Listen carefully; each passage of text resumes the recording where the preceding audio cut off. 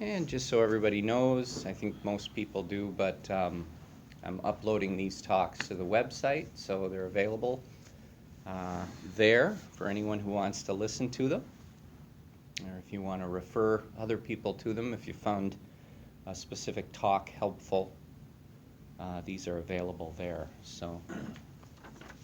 But before we begin, let's just do our customary triple bell.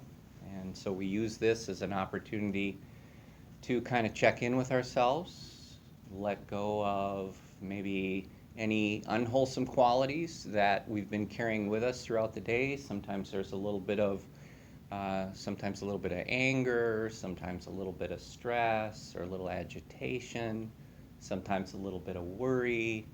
There can be all these things, and so when we say unwholesome, it's not unwholesome like bad, but it's just something that maybe is not helpful to us.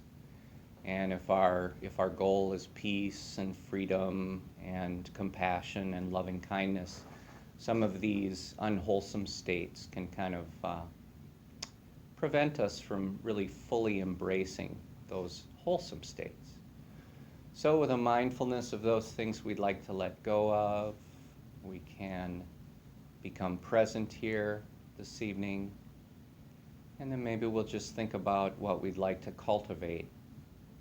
And I can suggest that we cultivate compassion for all living beings by wishing that all beings can be well and free from suffering and free from the causes of suffering, and that all beings can be surrounded by love and kindness, and that all beings can be joyful and truly happy, and that all beings can be equanimous and peaceful and free.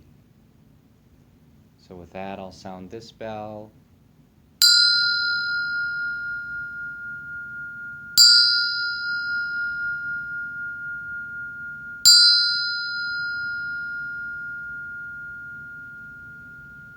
Let there be peace.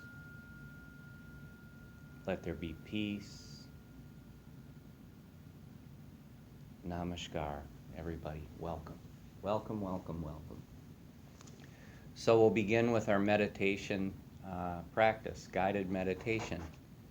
And so Cindy, for you, just since you haven't been here for a while, you've been here before, but you haven't been here for a while, I guide everybody through a meditation practice where we do a bit of a body scan. We go through and release tension and observe sensations in the body, and then we move into a breathing meditation.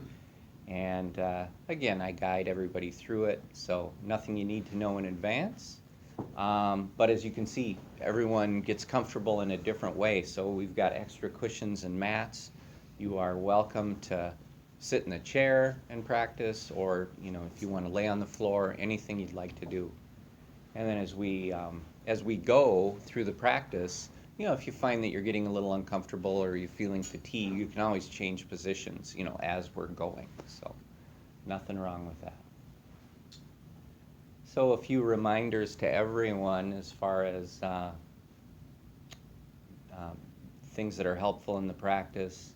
Just finding a way to sit or lay where the body is relaxed, where there's not a lot of conflict in the body, not a lot of muscle tension required to hold your posture. So finding that way of sitting or laying in a relaxed way. Symmetry helps, or balance in the body, so that both sides of your body from head to toe are doing about the same thing, so that there's balance. Find a comfortable way to rest your hands, whether it's on your knees or your lap or at your sides. And then you can let your eyes close softly. And we close our eyes just to eliminate visual distractions as we practice. And then you can let your breath be natural and soft, and just let it flow in and out through the nose at whatever pace is natural. Just let it do its own thing. And so from here, I'll sound the bell, and then I'll start to guide us through the practice.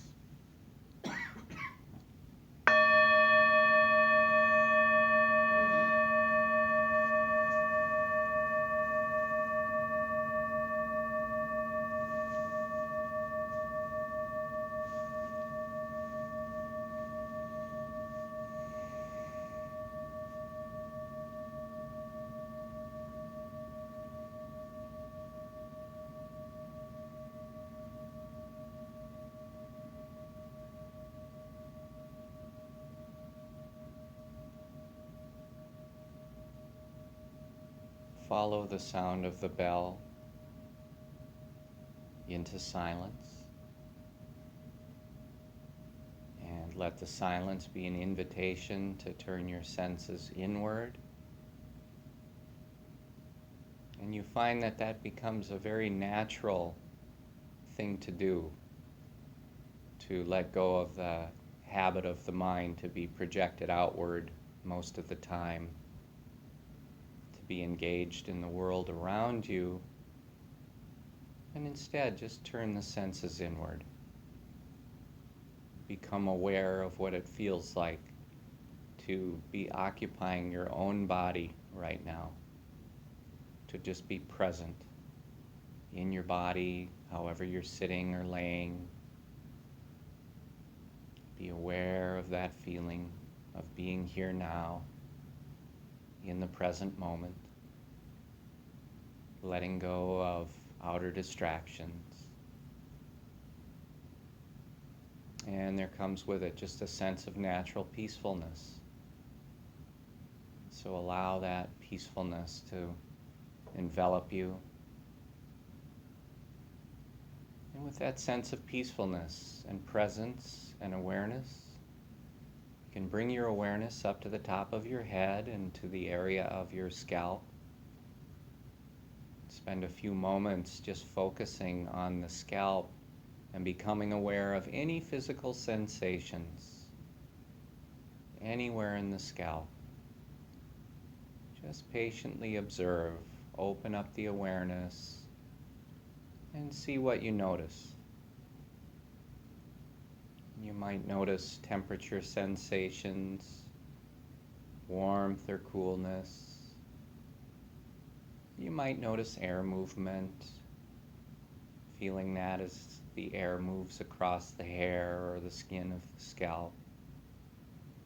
Sometimes you'll become aware of sensations on the surface of the skin, like maybe a little tickle here or there, or an itch, or sometimes there's a pulsation on the surface of the skin. So you're just opening up to any natural sensations, just observing. As you become aware of these sensations, there's no need to react to them in any way. There's no need to try and identify them. Just let them come up, let them be known by your awareness. Watch as they arise and pass away.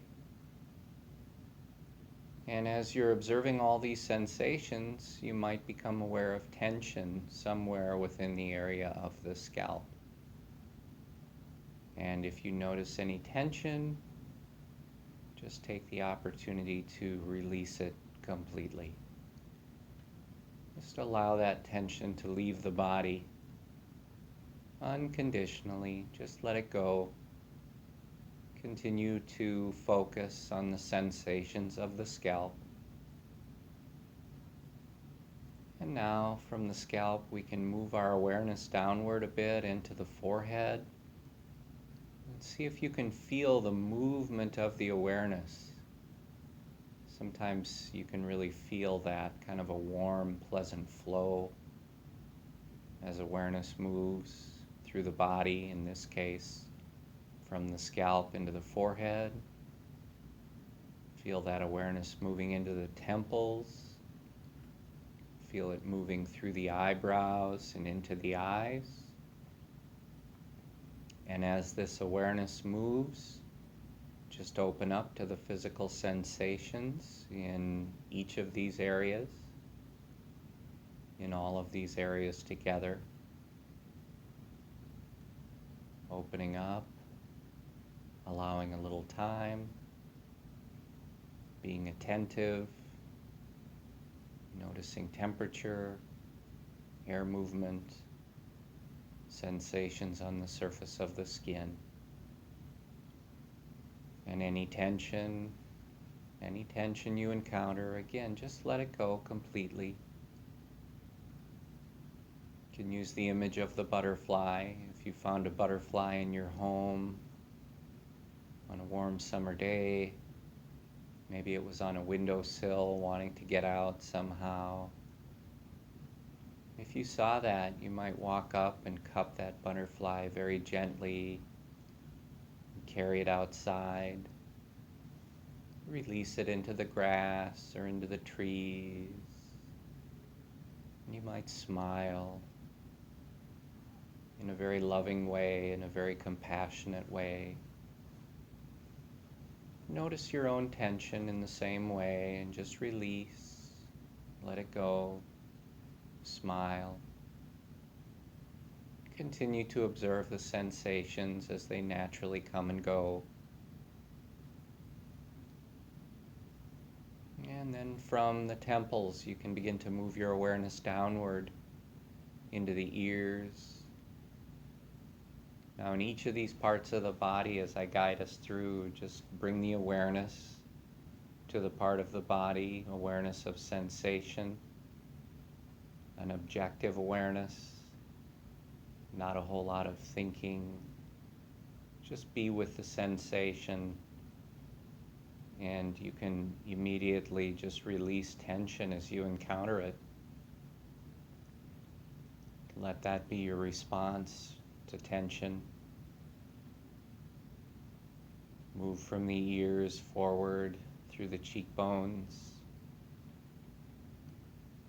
Move the awareness into the face.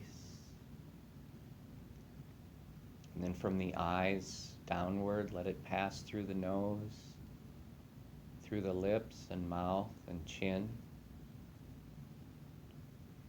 Observing the sensations. Not looking for anything special, just noticing whatever's there. Any sensation in the present moment, just observing, letting it come and go. Noticing tension anywhere in the face. Check in with some of the areas where tension is often found, like the jaws. Your teeth might be clenched. Maybe your lips are pursed a little bit. Sometimes there's just tension in the muscles of the face. So looking for this tension and just allowing it to leave. You feel yourself becoming more and more peaceful. Continue to observe the sensations. Let the awareness move downward from the chin. Let it move downward through the neck. Feel it in the throat. Feel it moving to the sides of the neck. Feel that awareness moving to the back of the neck. Become aware of any sensations. Just noticing, not thinking about the sensations, just feeling, just being aware. Let go of tension anywhere in the neck.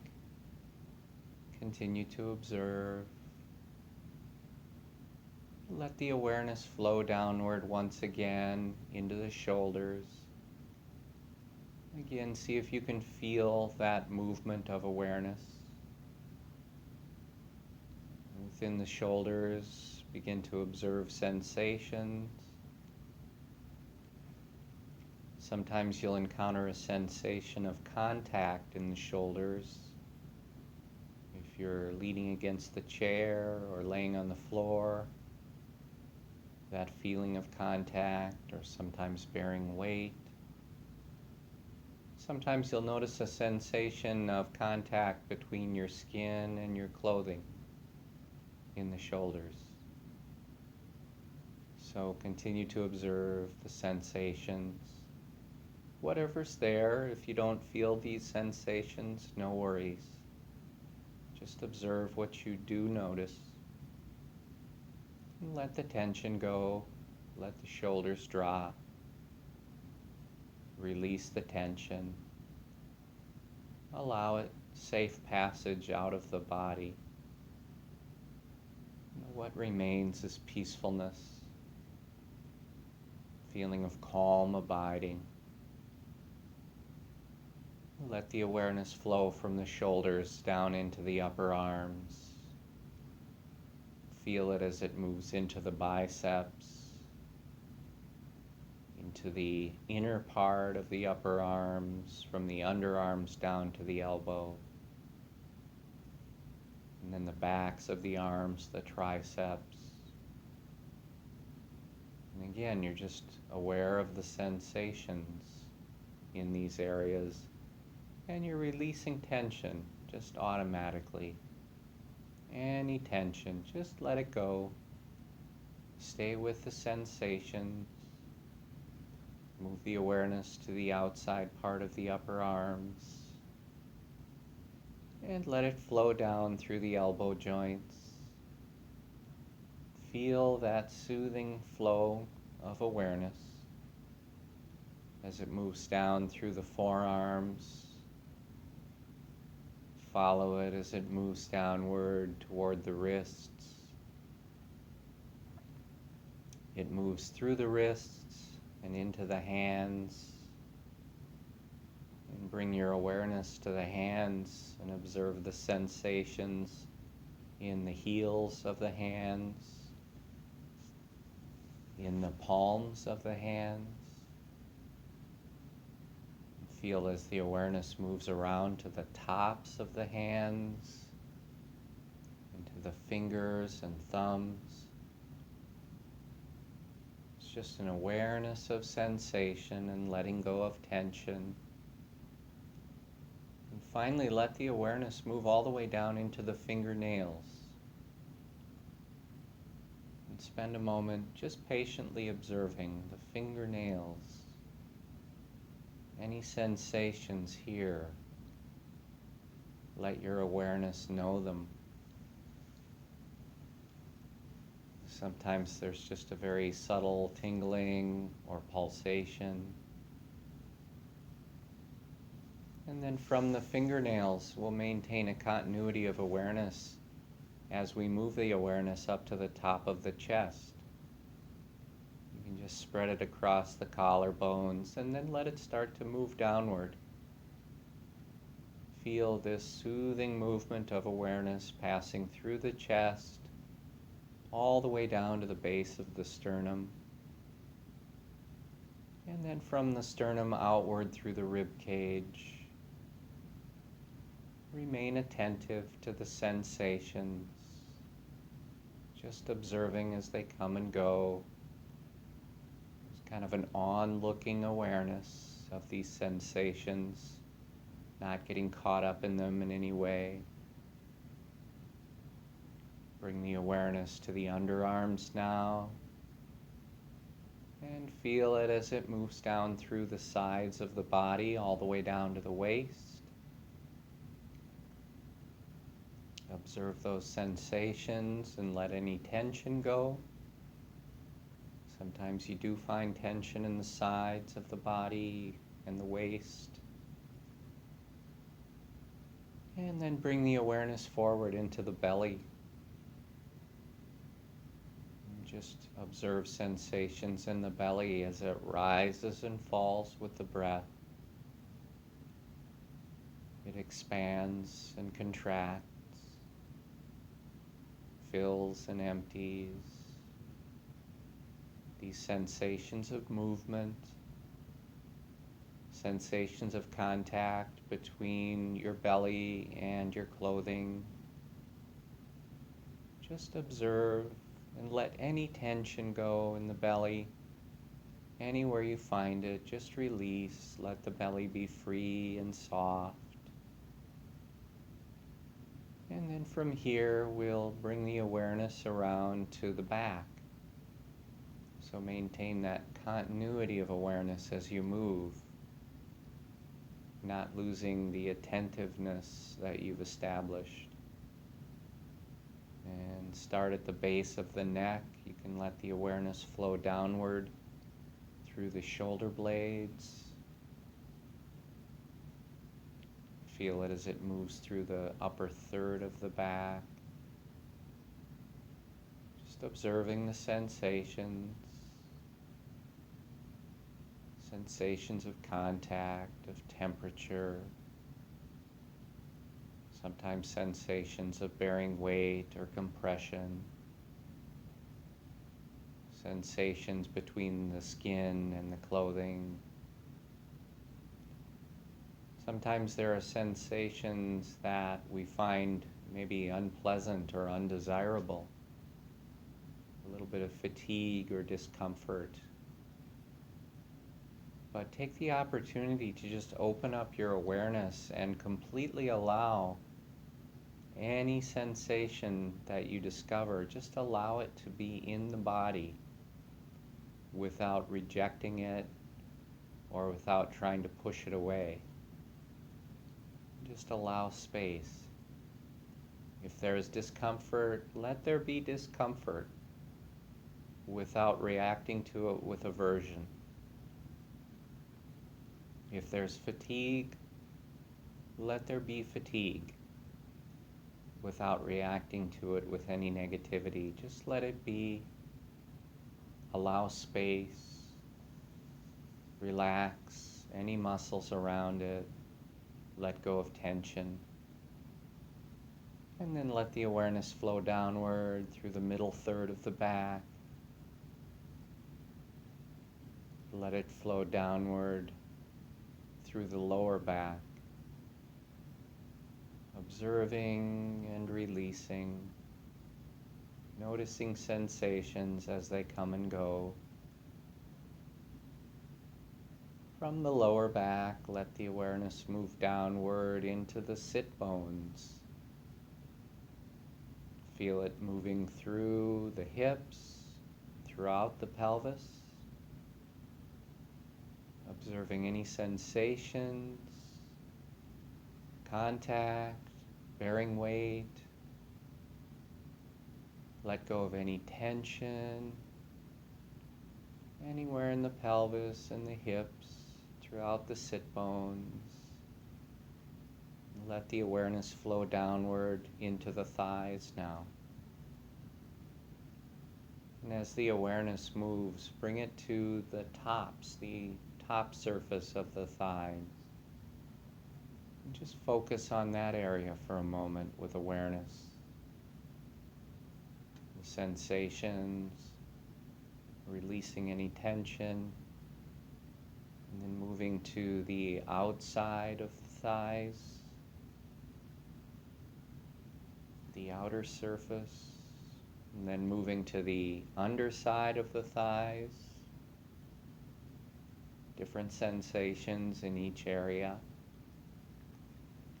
And then move to the inside surface of the thighs. And feel as the awareness flows downward through the knee joints. Feel it moving. Feel it moving into the calves. Feel as it moves through the shins. Observe the sensations in each of these areas. Let go of the tension in the shins and the calves. Observe as the awareness moves down through the ankles. Very soft, very soothing movement of awareness. Through the ankles into the feet. Move the awareness into the heels. Just open up to the sensations there. Go a little further into the soles of the feet. Move a little further into the balls of the feet. Different sensations in each part. Let any tension go.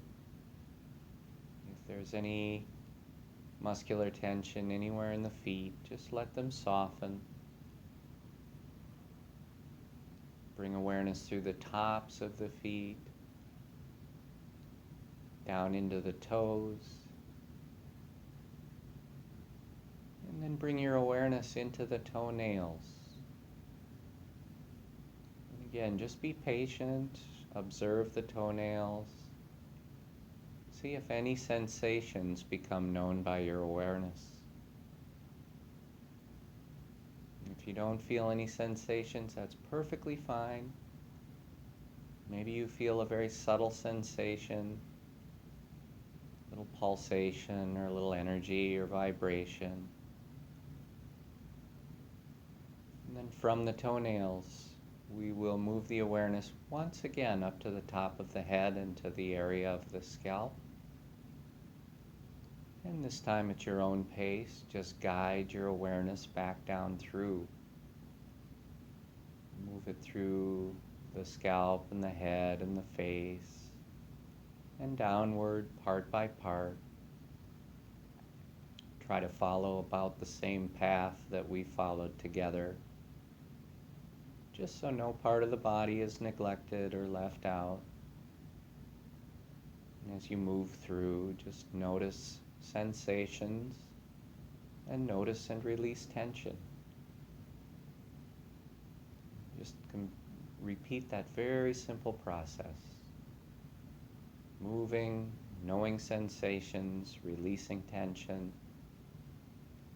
knowing sensations, moving, all the way down through the body. Notice any of the parts of the body where tension has returned since you let it go during your first pass through. You might discover that the jaws are tight again, or teeth are clenched again. Maybe the shoulders are shrugged again, or maybe the belly's tight again. Anywhere you notice tension, just release it unconditionally. Notice these places where sometimes tension just returns habitually for no real important purpose, just comes back because we're used to holding it. Release that tension. Know that tension arises in the body oftentimes as a reaction to difficult emotions or to stress, to fear or to worry. Those difficult emotions cause tension and stress in the body, and then the body holds on to that stress and tension after maybe the emotions have changed, maybe after the difficult thing has passed, but tension remains in the body. And in this way, it kind of echoes those difficult emotions over and over. So sometimes we feel a little uptightness that we can't quite explain, a little feeling of worry that we can't quite put our fingers on. But this is a result of that tension echoing. So just set yourself free over and over, unconditionally. Any tension, just let go. Meet tension with awareness and let the response be softness, peace, letting go. And once you've had a chance to move your awareness through the body at least once, you can bring your awareness up to the base of the nose and begin by focusing on the little patch of skin beneath the nostrils and above the upper lip. Just focus on that little spot there. Bring awareness to it. And then expand the awareness a little bit further into the rings of the nostrils. And then expand the awareness just a bit further into the nasal passages. So now we have this triangular area of the nose. And with all of your awareness focused here, just begin to observe the movement of the breath as it passes in and out through the nose. Observe this movement of breath. Breathing in, be aware that you're breathing in. And breathing out, be aware that you're breathing out. Just a very simple awareness. Breathing in, breathing out. And as you breathe in, try to stay with the breath for its full duration. Just a gentle awareness of the full in-breath, all the way to the point where it pauses and becomes the out-breath. And then try to stay with the full duration of the out-breath. Very gentle awareness, movement of the out-breath, all the way until it pauses and reverses direction. It becomes the next in-breath. And just stay with the awareness of the breath moving in and out.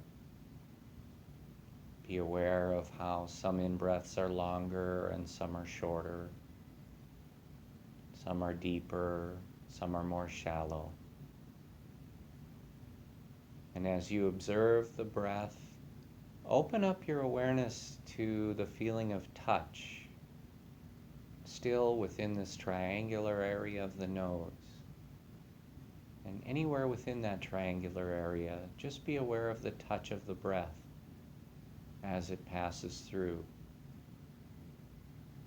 The touch of the breath.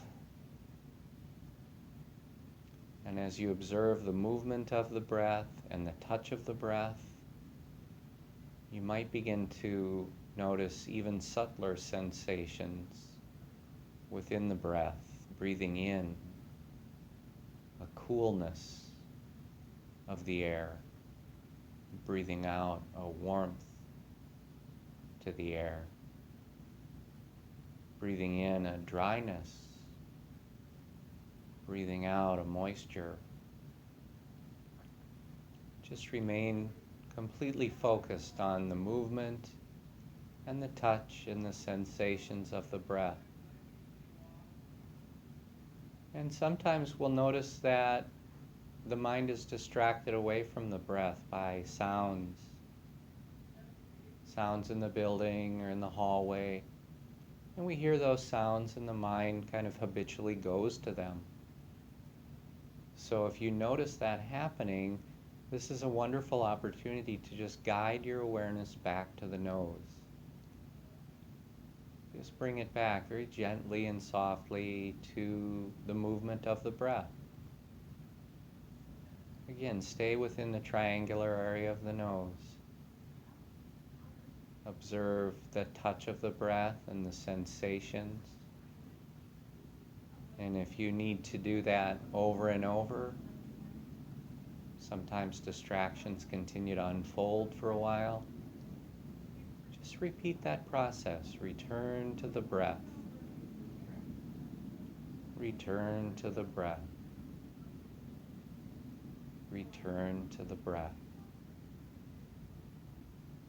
And sometimes distractions will come in the form of sensations in the body. You might notice a little fatigue, or maybe there's an itch or a tickle somewhere in the body. And the mind goes to the distraction. But use this as an opportunity. If you notice this happening, use it as an opportunity to guide the awareness back to the breath. So just bring it back up to the triangular area of the nose and reestablish awareness. It's okay to do this many, many times. Once every second if you need to. This is perfectly fine. Just return to the breath. Let go of those distractions. They just take care of themselves. They arise, they pass away. And sometimes the mind, you'll find that it's just wandering in thought, imagining or remembering or planning. And so in the same way, if you notice this type of distraction, just bring your awareness back. Return to the nose, return to the breath, reestablish awareness over and over. Just let your body remain peaceful and calm. Follow the breath. And let's share just a few minutes of silent meditation together, following the breath, returning from distractions as often as necessary. And in a few minutes, I'll sound the bell to end the meditation.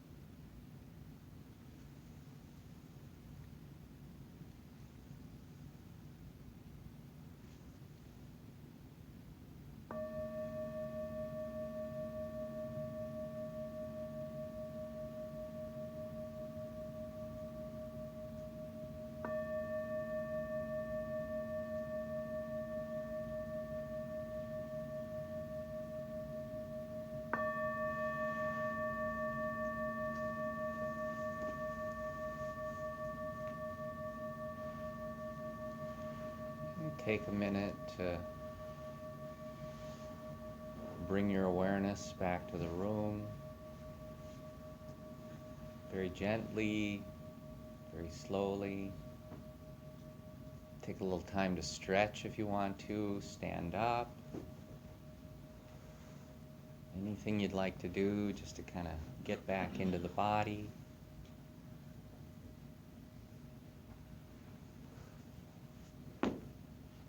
Stay with that feeling of equanimity that you've cultivated in the last few minutes of practice. And just to pose a question, what would it be like if you just continued with the same degree of equanimity as you have right now and as you had during the meditation practice when you walk out of here tonight? And what would life be like if you just met kind of every situation you encountered one at a time as it showed up, if you just maintain that same degree of equanimity? You know, not like opening yourself up to be a doormat or, you know, taken advantage of, but just in a way where whatever was happening, you responded to it in a skillful way, whatever is necessary, whatever you need to do, but inwardly there was this feeling of equanimity. So kind of like when the sounds came up with perfect timing in the hallway when we got to that point in the meditation. But you know, there's just that relationship we have to things that are happening around us. And sometimes that relationship, you know, there's negativity. We'll feel something in the body, it's painful or it's unpleasant, and then for a moment we're starting to react to it with negativity. And what that does is it really, you know, now you're magnifying what is a difficult sensation by adding negativity to it, and this leads to aversion. You know, so now our relationship to whatever the reality is of the present moment is not helpful, right? Our reaction is negative. So just, yeah, I'd like to pose that question and you know, maybe ask everybody to just try and work with that in whatever way seems appropriate to you, but not just letting it go because the meditation is over. You know, and maybe you forget about it, but then later on tonight, you know, say it's 9:30 and something happens, and then you kind of remember, oh yeah, let me try that. What's the difference in my experience if I maintain this degree of equanimity? If I just make the conscious decision that, yeah, I'm just going to let this arise and pass away, because it will. Things happen, they fade, things happen, they pass away, and we have that choice of how we want to react to it. And even if our habit is so deeply ingrained from many, many years of being alive and just sort of always reacting to things in the same way, we can still change it. You know, it's just the remembering. At some point, you just remember, and then it's like, oh wow, yeah, I really can start to choose a different way of responding to this. So not reacting out of habit, but responding skillfully, and just notice how you feel. It's so much more peaceful. Whenever you catch it, you know, and you won't always catch it in the beginning. Sometimes you catch it after you've been suffering for a few minutes. And then you'll remember, oh yeah, is there a different way that I could approach this? Can I approach it with equanimity?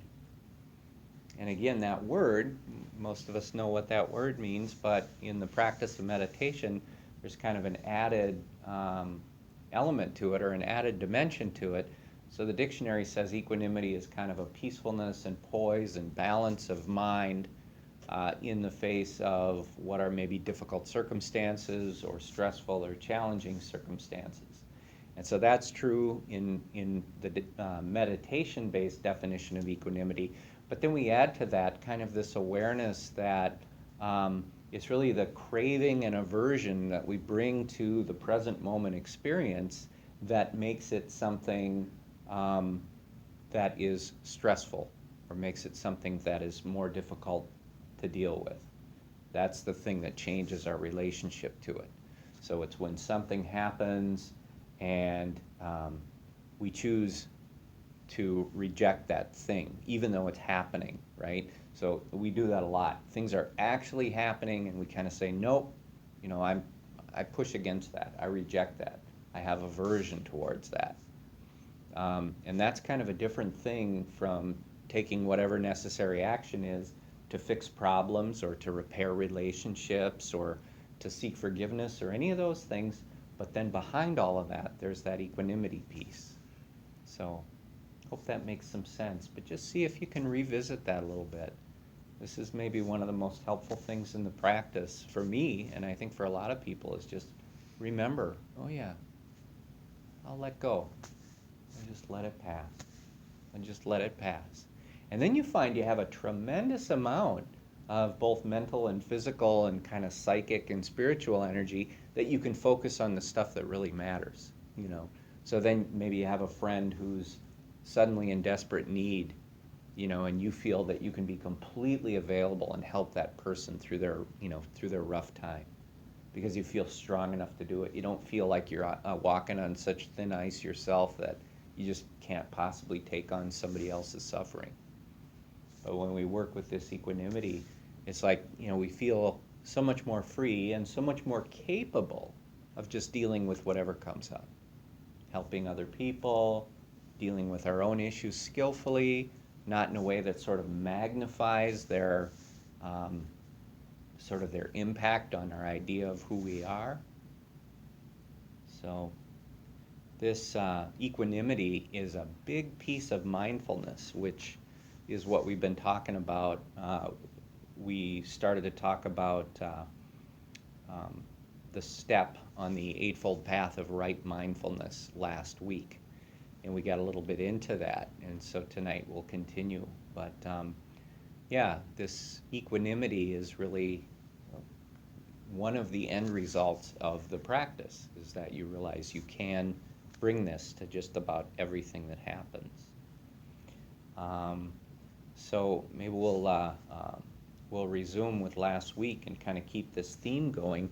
So we had this handout, Samadhi, mental development, right mindfulness, a little Dharma wheel in this one inside of a lotus. So that's the one we're working with tonight. And I have extra copies for those of you who were not here last week, or for those of you who just needed another copy or want another copy. So feel free. Thank you very much, Linda.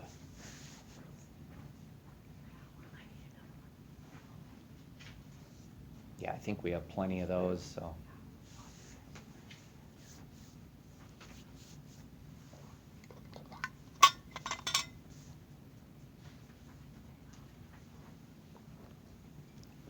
Thank you very much. Appreciate that.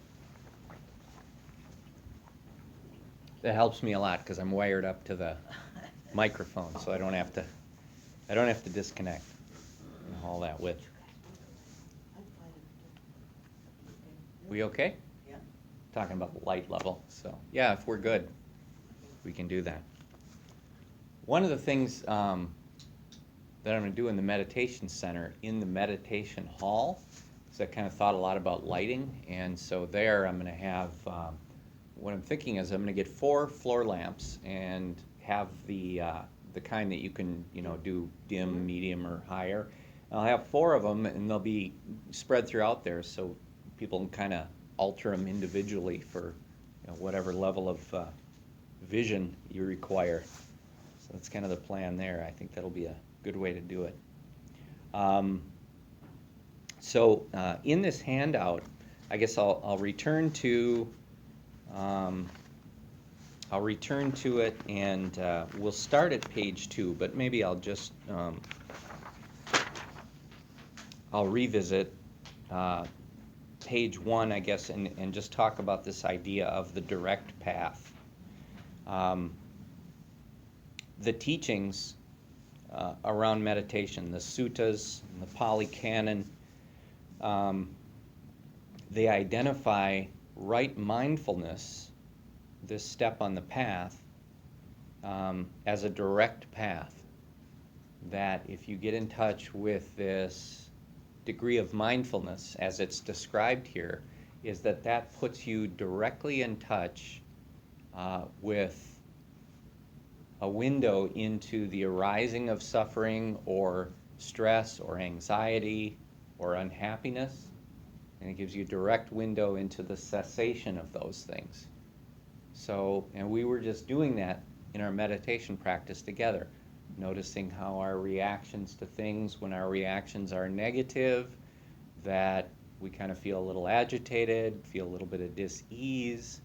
When our reactions are not negative, doesn't mean we have to reverse it or make our reactions like in a phony way positive, pretend they're good, but it's just not to react with negativity. It's just kind of to let go. There's that negativity that I often exhibit. Let me just release that. And so in this case, the opposite is not being positive so much as the opposite is just letting go of what's negative. So it's kind of an easier thing. It's not like a contrived state. It's just noticing, letting go, like we do with attention. And that's kind of the way, the reason that we do that, part of our practice that way. We notice tension, and we just let it go. We notice it, we let it go. It's just, this is what's happening, I let it go. So in this way, it's the direct path. We can just see how when I don't do that, when I react with a lot of negativity, I start to suffer. And when I let that go, I start to feel pretty peaceful. So that's the meaning behind the idea of the direct path. The direct path. The other thing I'd like to say about this is that it is also quite inevitable when you start to practice this path and you do it, with the right intention that, let me observe this, let me discover it, let me work with it intentionally, that it really becomes something that will happen and you will be successful. I mean, it's just that it will occur. You will start to notice and you will begin to feel more and more free. And it's, in some ways, I was thinking about it today, it's kind of like the approach of spring. There's warm days and then there's still really cold, chilly days and windy days. But every day the sun gets a little brighter and a little more intense, and spring is just inevitable. It will come. So it's kind of like these warm days and cold days. Yeah, there's variation, but the warmth of spring is just inevitable. It will come and it will overtake the cold and it will overtake the winter. And so this practice is very much like that. When you do this practice, you are bound to be successful. It just will happen. It will materialize in your life. So I think that's kind of a neat thing. There's a little bit of confidence there. There's a little bit of sort of solace that, if I just keep working with this, I will begin to see the results.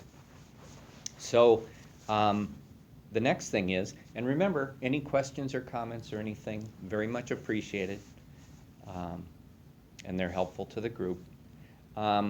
So we're bound to be successful with this practice, but what we want to do is practice in the most skillful way. And so the different elements of the Eightfold Path, they're always described as right speech, right action, right livelihood, right effort, right mindfulness, right concentration, right view, and right intention. That word right is always included. The Pali word that we interpret or translate as right is Samma, S-A-M-M-A. And what that means, it's not a moralistic right. It's not like a, sin and piety or good versus evil, but it's more of a, this is your best bet. This is kind of the most skillful or the best practices way of doing these different things. So knowing that most people begin to do meditation practice, at least in our culture, as a way of feeling better and freer and more happy. If you have that as kind of your pure intention, your wholesome desire, then following the best practices is going to get you there. in this inevitable way. So the Satipatthana Sutta, it lays out 4 bases for the establishment of right mindfulness.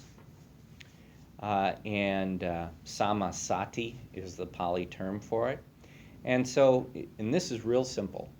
We work with it every time we do our meditation together. You know, the body is one of the things that we are to establish our mindfulness in, establish awareness of the body.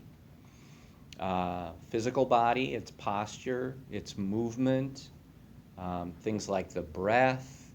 If you're sitting in meditation or laying down, or whether you're walking or you're doing something or you're resting, there's this awareness of the physical body. And with all of these, they're not cryptic in any way. These are all very practical, very straightforward. So it's just, real simple, the body. The next thing is the feelings that you experience within the body. So pretty much everything you come in contact with on a physical level, there's a sensation, kind of a feeling tone to it. It's either pleasant or unpleasant, or it's neither unpleasant nor unpleasant. It's just kind of neutral. So probably most of the stuff that we're experiencing through the course of a day is kind of neutral, right? We're sort of vaguely aware of the room around us and the different objects and colors and surfaces and things like that. So we're aware of those, and none of those is really setting off any alarm bells in our consciousness. There's no particular threats. It's also kind of neutral in that there's nothing like, wow, that's such an exciting thing. I need to stare at that. It's just kind of, this is neutral stuff happening around us. And that's the way most of our experience is, just neutral things coming and going. But then there are also the pleasant and the unpleasant. So there's just kind of an awareness of this feeling tone around things.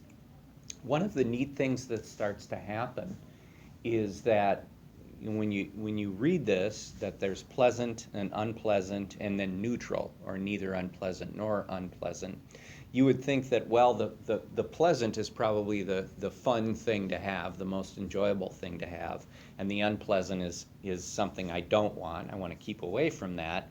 And then the neither pleasant nor unpleasant is kind of boring. That's kind of the times where I want something to kind of entertain me or to make me feel better.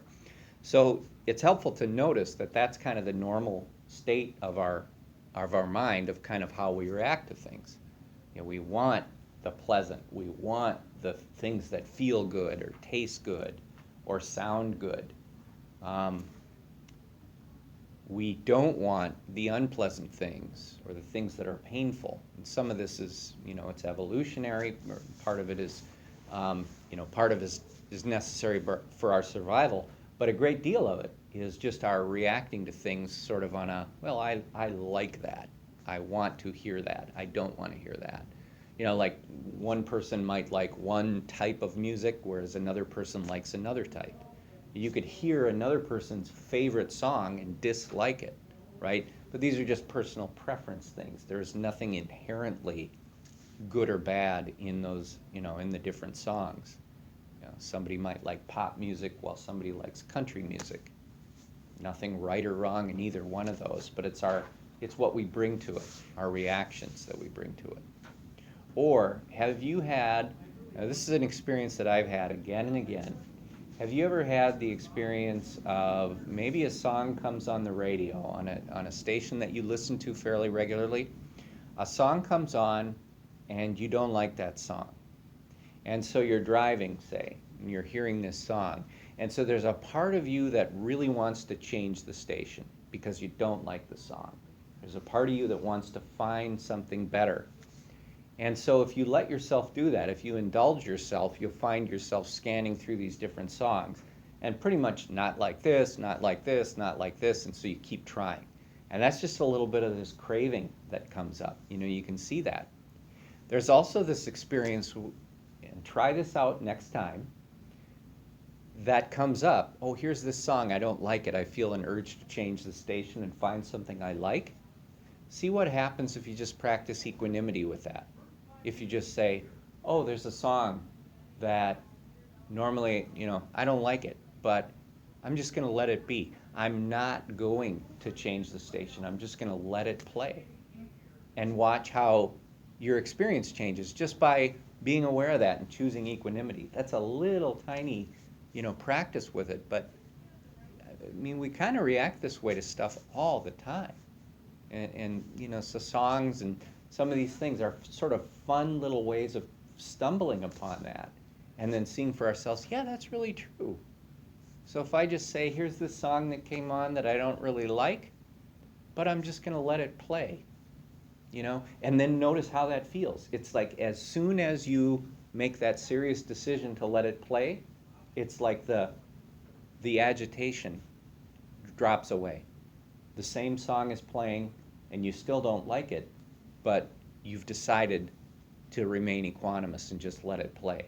And notice the peacefulness. What's kind of interesting is that when you kind of think about, like, what does that song trigger something? Mm-hmm. Like maybe you've heard it at a time when something happened, or just, it's just kind of interesting things like why you don't like it. Yeah. Like, oh, well, that reminds me of blah, blah, blah, blah, blah, or that.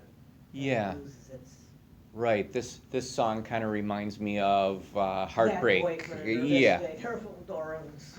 Yeah. Some point where my heart was broken, or it's just a sad song, and I don't want to feel sad, or or it could just be as simple as this one isn't my cup of tea, and other ones are. But yeah, it's just kind of it's these simple things. It's so it's not like you have to. It's not like you have to do this major operation on yourself psychologically, but it's just like you start to work with the basic stuff that you stumble upon in everyday life. So feelings, pleasant, unpleasant, neither pleasant nor unpleasant. Notice your reactions to those things, and notice how it feels when you just choose to let it be. Let the present moment just be like it is. Another example, I use this one a lot, but the checkout line at the supermarket. If you get in the one, you kind of pick the one you think's going to be best, and you always pick the one that isn't the best, and then you feel kind of right. There's sort of that weird feeling of, oh, I picked the slow one. So it's almost this self-judgment. It's like, boy, I'm not very good at choosing, or somehow I'm just kind of a dope because I didn't pick the best one. Well, it's just little things like this. You start to work with that, and then this carries over to other parts of your life. And so these little tiny things give way to bigger things. And then you'll come upon those moments where you sort of surprise yourself. It's like, wow, I just noticed that something kind of significant happened, but the way that I dealt with it or the way I reacted or responded to it was completely different. And you kind of surprise yourself in these ways. So that's part of what I mean by this is just inevitable. This is bound to happen. Just like spring is just bound to overtake winter. It has to happen. It will happen. So start with just some of these simple observations. And they'll sometimes make you chuckle and shake your head, And other times you'll be a little more almost awestruck, like, wow, that's a big deal. The third one is the mind. So, for example, a good way to look at this is like if you're aware of the body, you can be aware, okay, I'm sitting, maybe I'm sitting with my legs crossed, or maybe I'm sitting with my ankles crossed, or whatever. You're aware, okay, the body is sitting, the body is moving. You can be aware of the mind in the same way. You're thinking, you're having thoughts. One thought triggers another thought, or as Joni said, maybe a song comes on that you don't like, and then there's a recognition that, oh, I don't like that song because it reminds me of a heartbreak, or it reminds me of some person that I, have a difficult relationship with, or, something like that. So you're aware of what's going on in the mind. Thoughts in general, but more specifically as they relate to things like craving, clinging, aversion, delusion, and ignorance. So kind of uh, the big ticket items in the practice. So we're just sort of aware of how the stuff that's going on in the mind is often related to those: craving, clinging, aversion, delusion, and ignorance.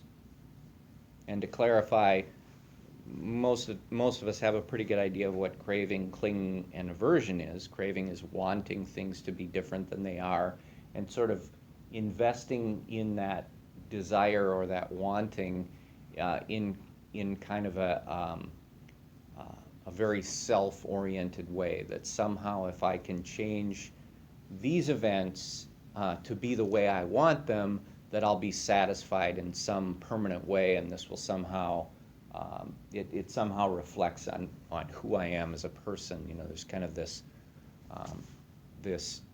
development of self around the things that we crave or the things that we kind of cling to.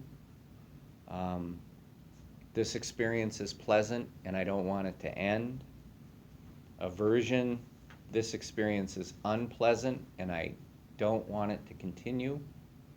But then delusion and ignorance, sometimes we do things over and over that we know don't produce results that satisfy us, and in some cases we know they produce negative results in our lives, but we do them anyway. And that's kind of what delusion is.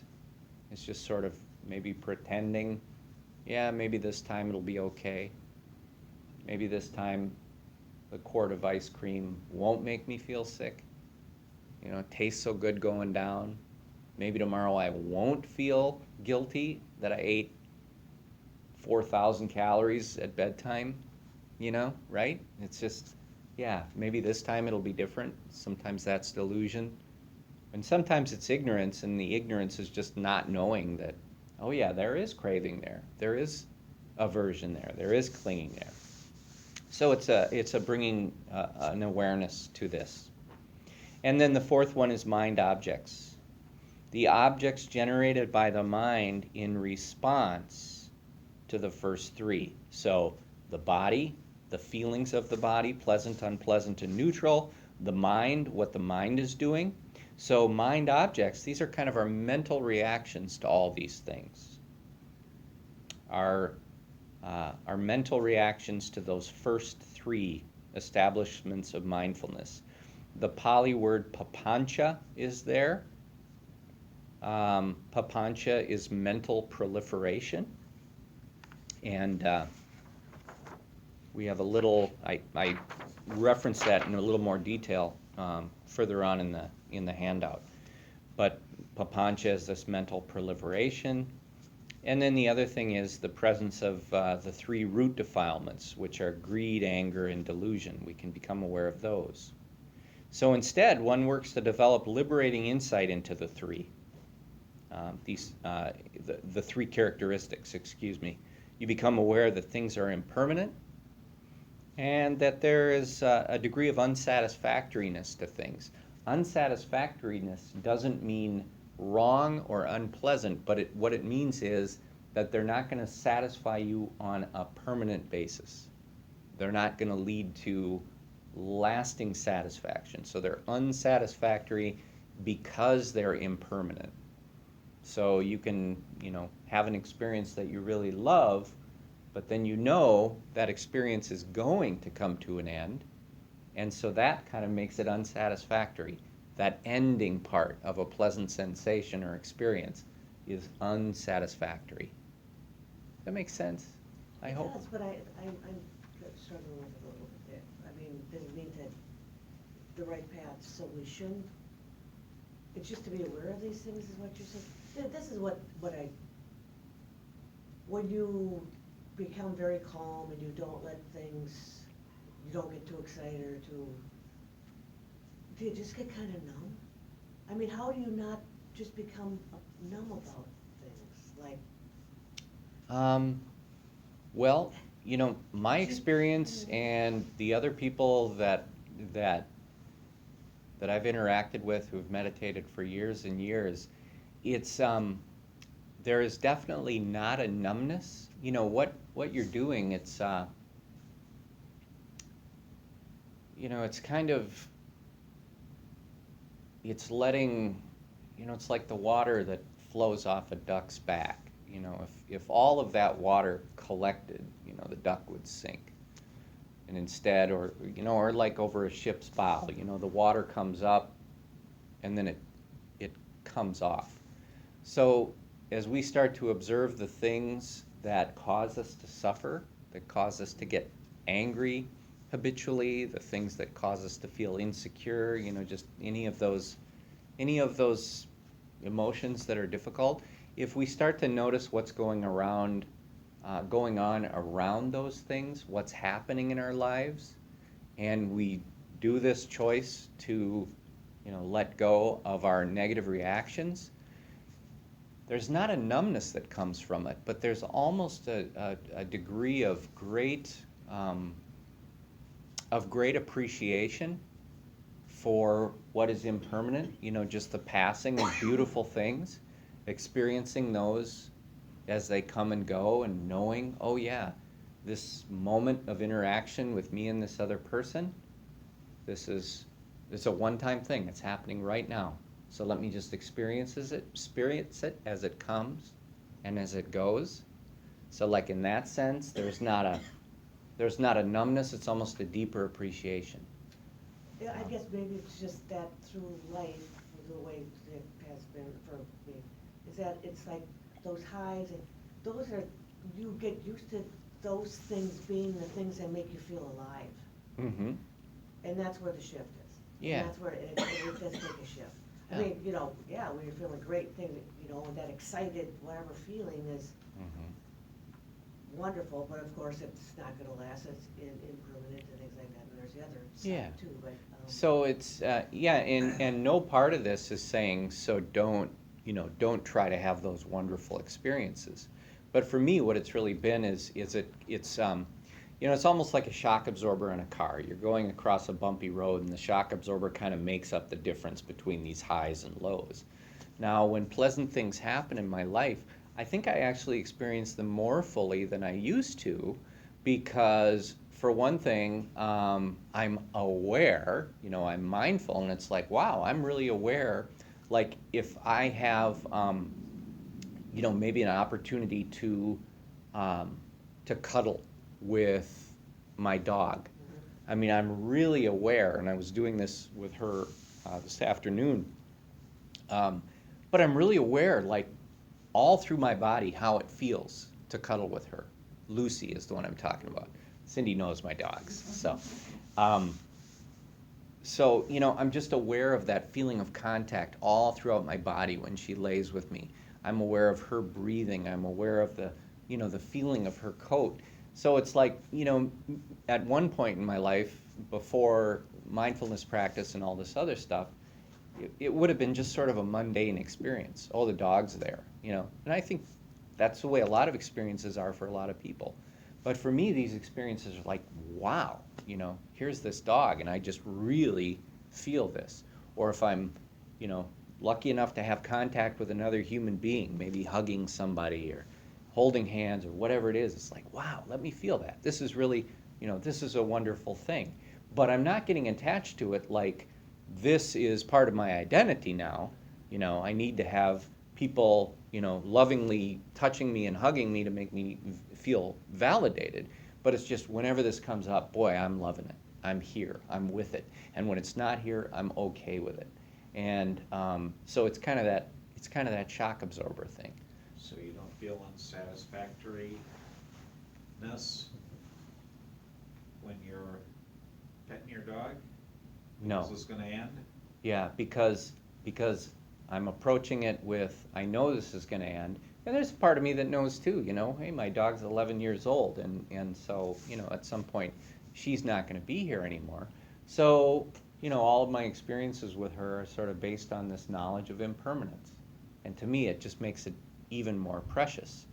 But I don't cling to it as, oh my God, I really need to memorize every little aspect of this moment. because it's going to be, because I can't have this later. That's like this clinging. Yeah, okay. Yeah, so it's just, let me experience this right now. Let me experience it right now. Another way to look at it might be, if there's a flower growing, if you're going for a walk, maybe some of you have done this, you go for a walk and there's a flower. And you just pause for a second to bend over and smell the flower, just that moment. I mean, that's appreciation in that moment. It's only then and there, you're going to keep walking. So it's this, and that's really kind of this spirit or this quality of equanimity. It's this, it's being aware of all this and kind of using it as your practice. And in the same vein, I think, when something negative comes up that you don't like, it's easier to let it go when you realize it's impermanent. Yeah, yep. Yeah, my... You just let go of the attachment and stop thinking of it as with a strong ego, sense of ego, like this is happening to me and I hate it. Mhm. It's like kind of letting go of the sense of Yeah. how it feels for you necessarily, and just kind of letting it Mm-hmm. flow off. Yeah, you're right. That's a very good way to look at it. My teacher, he used to say, everything is anicca, and that's the Pali word for impermanent. Everything's anicca, and he would kind of joke, and he would say, so, you feel this pain in your body, and that's anicca. Don't worry about the pain, because it's gonna be done in a minute. And actually, he would talk about how there isn't 1 second where something is exactly the same. If you observe even your physical pain, from 1 second to the next, it's different. And then the next moment, it's different still. And it spreads out, and it maybe isolates, and it pulsates. And so which part of that is actually the thing that you want to reject or feel aversion to? If you just observe the whole thing as it's coming and going, this is anicca, and so you're aware of the impermanence. And then he jokes and he says, even as you're dying, oh, this is impermanent, anicca, and don't worry about it, because it's, nothing lasts, everything changes. So yeah, and so when I experience things that are negative or scary or frightening or painful physically or emotionally, it's a real big comfort for me to think about that yeah, this isn't permanent. I've gone through some stuff in my life where at the time it's like the heartbreak seemed like this will last forever, and it's just such an enormous burden when you feel that way. But if you start to look for, well, this is what the practice says, and it says that everything is impermanent. So let me observe this feeling of just unbearable sadness from this one event. So let me focus on it then and just see. Let me see how long this lasts. And you can't stay with that thing for more than a minute before something else comes to your mind. You might return to that difficult story over and over. That's a lot of times what we do. We just go back to that all the time. And then we notice, oh yeah, that's painful. And then we do something else, we go back to it. Oh yeah, that's painful. But if you really just followed your experience moment to moment, it's like, oh yeah, there's that painful thing that I worried about. And then that went away. And here's me thinking about what to have for lunch. And then that went away. And here's me remembering to drop that bill in the mail. And then that went away. And here's this. And so this is kind of what's going on in this mindfulness, is you're just aware of, boy, there's just this constant flow of things going through my awareness, So which one of these momentary experiences is the thing that I should really latch onto and say, this is the one thing that's going to define my life, or define my experience? And so the practice says there's nothing there that's solid enough to say this is you. You can't say, oh, I'm unlovable because I had one instance of heartbreak, or, I'm not beautiful because I don't meet some standard, but I mean, all of these things are changing. So there's nothing you can point to and say, this is really my unchanging identity. And so there's a freedom in that. It's That's just, kind of like along the lines of the poem you read last week about important. yeah, the important poem. Absolutely. Yeah, thank you for reminding me. That's a good example. Yeah, I'd love to read that one again, but I don't think I have it just stacked up here. I want to go, I just want to cover a couple more things on this. But this is a great conversation. I mean, this is real, this is where theory meets real life, And sometimes you just go through different things, like, people go through different things. But, like, so you don't have this thing like, why bother? I mean, sometimes when you're dealing with grief or something, and it's kind of like, everything's gonna change anyway, so why bother? Yeah, But it's, that's just like, yeah, some of it is, and work through it. how much of myself do I really want to invest in something that in 1 year isn't going to matter, Or as Thich Nhat Hanh likes to say, let's meet in 100 years and we'll talk about our differences, which is to say, how silly is it to argue with somebody over something, really, because in 100 years, I mean, none of us are going to be here, right? Or we're going to be in some very different form than we are now. So depending on how you look at it, but it's like, yeah, how big of a deal is that really, in the scheme of things, in this universe which has been here for, as many billions of years as it's been here. So in a way, it's like nothing matters, but everything matters. Yeah, nothing is, nothing is permanent enough to let it really destroy you. But at the same time, everything is ephemeral and impermanent, and it's passing through. And so everything, you can bring that degree of appreciation to it, like the flower. It's only going to be blooming for a day or whatever it is. Or, just every experience, there's this awareness of, yeah, this is impermanent. So it's kind of this neat two-way thing. Impermanence gives you freedom from difficult things and from suffering, and impermanence gives you this real deep appreciation for what is happening in the present moment. So it's kind of both aspects of it set you free.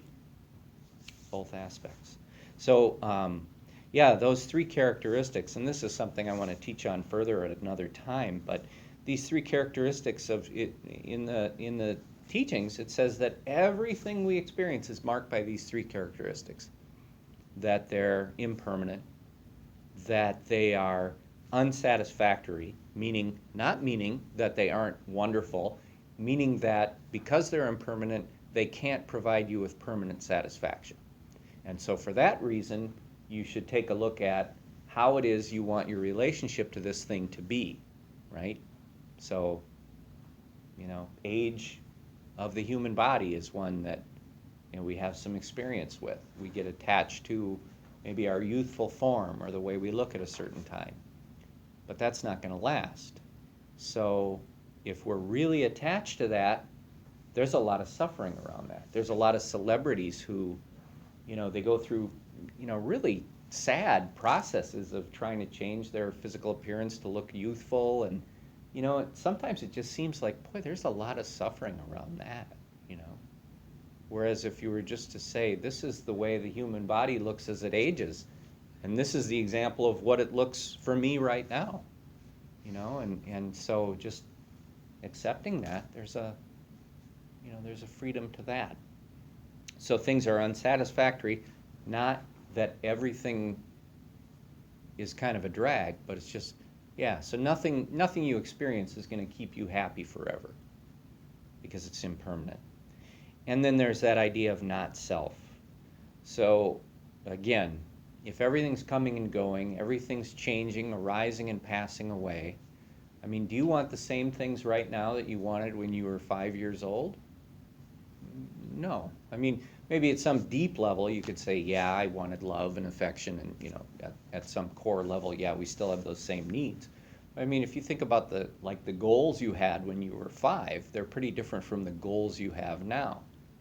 So which one is you? Neither or both. It's just pointing out that, which one of these things do you really want to kind of hammer your identity into and say, this is the one, I mean, for a while it was my career, and it was, what I did for a living, and how I dressed, and how much money I made, and then it wasn't, and then, so, I mean, I've been around enough to know, yeah, there isn't really much I want today that I wanted 20 years ago. There's not much I wanted today that, I mean, my thoughts are different now than they were yesterday. All this stuff is impermanent. So it's not so nothing matters, but it's more of so I think I'm just going to kind of flow through this experience without having it, destroy me, or without having it really bring me down. So that it's a very liberating quality to this experience of equanimity. And a lot of times, it's just a matter of remembering. So in a way, this is kind of a perfect place to end it, because this is sort of how we began tonight. Our experience through meditation is that direct experience of, yeah, when I just let go of this stuff, my experience is so much more pleasant, right? So it doesn't mean be a doormat or be a victim or just take any abuse that comes your way. It means deal with everything that you need to deal with, but then check in with yourself, these 4 foundations of mindfulness, and see, how much of this stuff do I really want to invest my being in? Most of it is just, most of the stuff we experience is really not a big deal. Most of the stuff we experience is just coming and going, arising and passing away. It's impermanent. It's not going to satisfy you because it's impermanent. It's not you. It's not really you. This is stuff you experience. And soon we'll get into, so what is the real you? And that's coming in this. But I think we'll leave it here for tonight. So that's a little teaser. You got to keep coming back. We'll talk about who we really are. And the teachings say there is something that isn't conditioned, and it isn't impermanent, and it isn't unsatisfactory. And so they do talk about that. So that's something we're moving towards in this whole thing.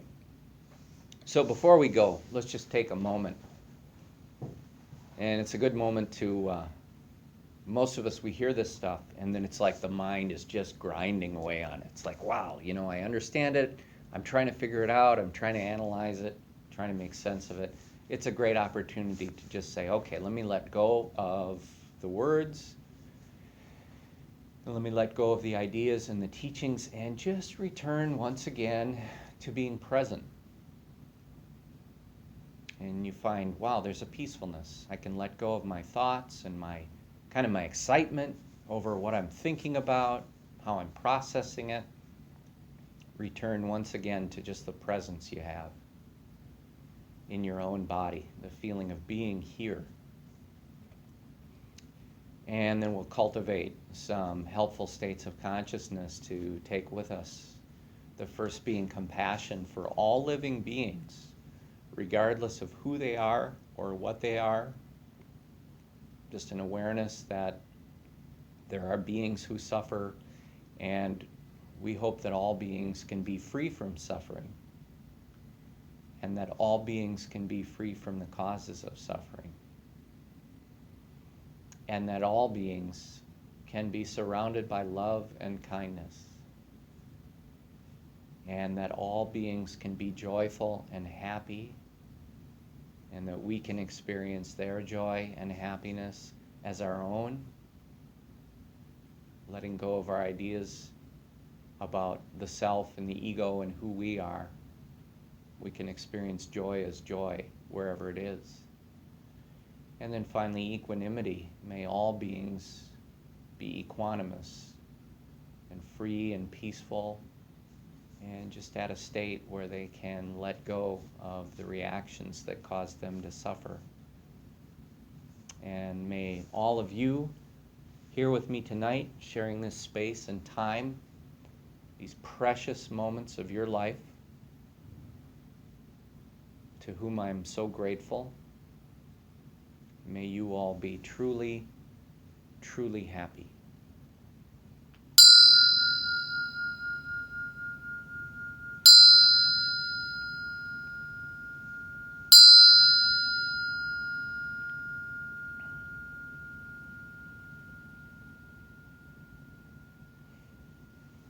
Namaskar, everybody. Thank you, thank you, thank you.